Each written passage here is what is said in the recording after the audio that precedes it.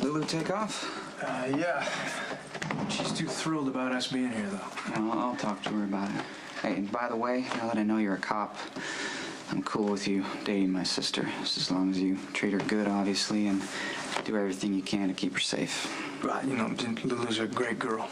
Although I am not too sure how much she really likes me yet. Really?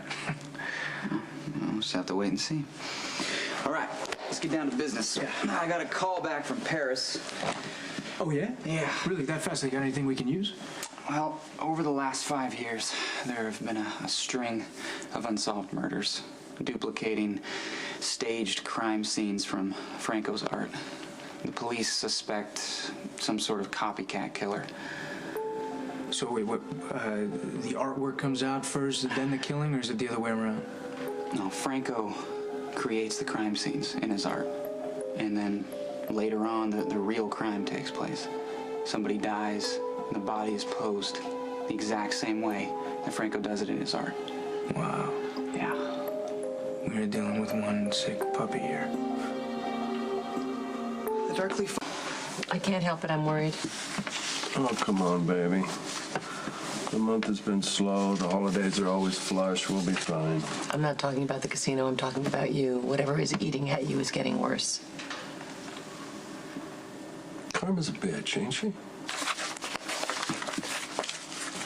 I wish you could trust me. Surprisingly, I do. Tell me what the problem is. There's nothing we can do. Our hands are tied. Here for some poker. You want to play? Come on, fill it up. We're closed. I'm family. You can make an exception for me. The hell you are, you slimy bastard. 4 unsolved murders. Each crime scene mimics one of Franco's works. Okay, so Franco creates pieces that show violent crime scenes. Those scenes become reality, life imitating art. Yeah, it's not a huge leap to think that Franco could be a serial killer. Franco saw me and Sam arrive at the cabin when Claudia died, and he claims that he saw Michael kneeling over Claudia's body. Doesn't he realize that that's a confession that could get him eliminated? Franco wants to make sure that I take him very seriously. For some reason, it's important to him. He's challenging him. Yeah, he actually wants me to come after him so he can prove he's better than me. That's disturbing. Well, then we're... All right, let's walk through this one more time just to see what we actually have. You busted Franco. 2003. He was a tagger, a nobody. The bus happened half a block from a major crime scene. Cut to 6 years later, the image of that original crime scene shows up on display in an art gallery. Franco has a prior arrest. The booking number is CO77X. That same number gets spray painted on the street where Joey Limbo was murdered. Joey Limbo's throat is crushed, his body's posed, which we now know is the signature of Franco's artwork. I mean, I don't see what else we need. I don't see how we can get a warrant without blowing your cover. You know, and even if we got around that, there's no forensics tying Franco to Joey's murder. And then there's the added complication that Joey was already bleeding from a gunshot wound allegedly inflicted by Jason Morgan. All right, so how do we come up with something to make this all stick? Well, I'll contact the Paris police about the Brooklyn bust. I'll see if CO77X has turned up in proximity to any of their unsolved murders. I'll also ask them to keep a watch on Franco's movements in France. Beyond that, if we don't have any more solid evidence, this case could be stuck in neutral. I'm sorry, Nicholas, we are closed. You heard the lady. Get out. You know, Tracy, I've never really been bothered by Luke's opinion of me. When he despised me, it didn't matter. When he tolerated me, it only made it easier for my brother and sister. Still didn't matter. And now that he's back to despising me, who cares? That's right, not you. You don't care about anything but yourself. What a hypocrite, Luke. What a hypocrite. Nicholas, I think you ought to go. You're right. I'll do that. Don't ever criticize me again after what you did to my mother. Let me tell you one thing. Nicky. As long as I have known you, you...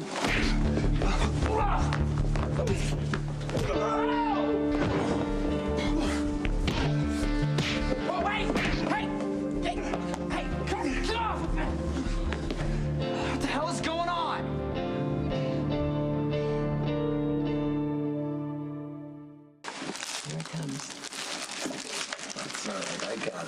probably leave.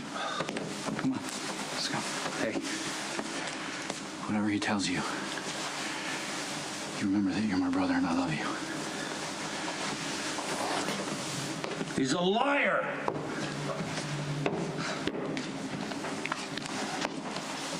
Tracy, can you help me out here? I give up.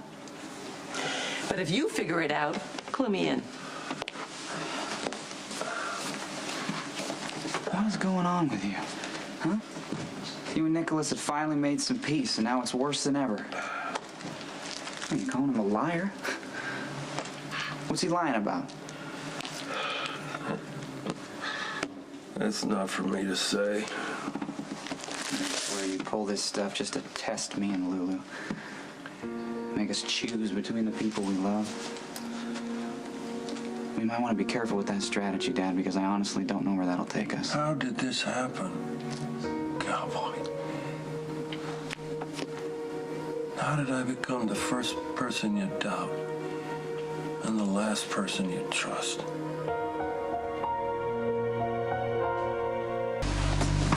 You want to know why I don't trust you, Dad? It's because you're like the wind. I never know where you're going to be. You may be there 9 times out of 10, but I don't know if I'm going to get that one time where you're just gone. We could even be in the same room sometimes and you're not there. When I'm sitting here talking to you right now, you're not even here. Oh, I'm here, cowboy, but you just can't see me because you're wearing blinders. Yes, I think the worst about people. I do. And you think the best of everyone. Except me. You live your life to prove me wrong. You live your life to make sure that you're not going to be me, and it's blinding you to the truth. If I'm blind to the truth, enlighten me, please. If I'm in the dark, turn the light on for God's sake and stop bitching about how naive I am. I'm not trying to prove you wrong, Dad. You know what, yes, some of the things I've done in the past, maybe they were a way to get back at you. That was a long time ago. I'm not 15 years old. I'm not living my life to give you the finger. No, you're not 15. You're a grown man. You're my firstborn. And I love you more than life itself. And that's why it's difficult. Because I see you doing things just to make sure that you're not me. I see you wearing a cop's badge on your belt and going for a 3rd round with Elizabeth and her kids just to make sure everybody knows you're not me. You would rather stick your head in the sand than be like me and chase the wind. How narcissistic are you? Seriously. You think everything in my life comes back to you? What Elizabeth and I have has nothing to do with you, Dad. The love I have for her is mine. As for being a cop, you know, maybe I did choose that as a way to stick it to you. I don't know. But I stay with it because I want to believe in something. Just like I believe that putting down roots isn't the beginning of the end. It has nothing to do with proving you wrong. Just being me. Just living my life. If I get hurt, I'll deal with it. It won't be your fault. Because it's not your responsibility.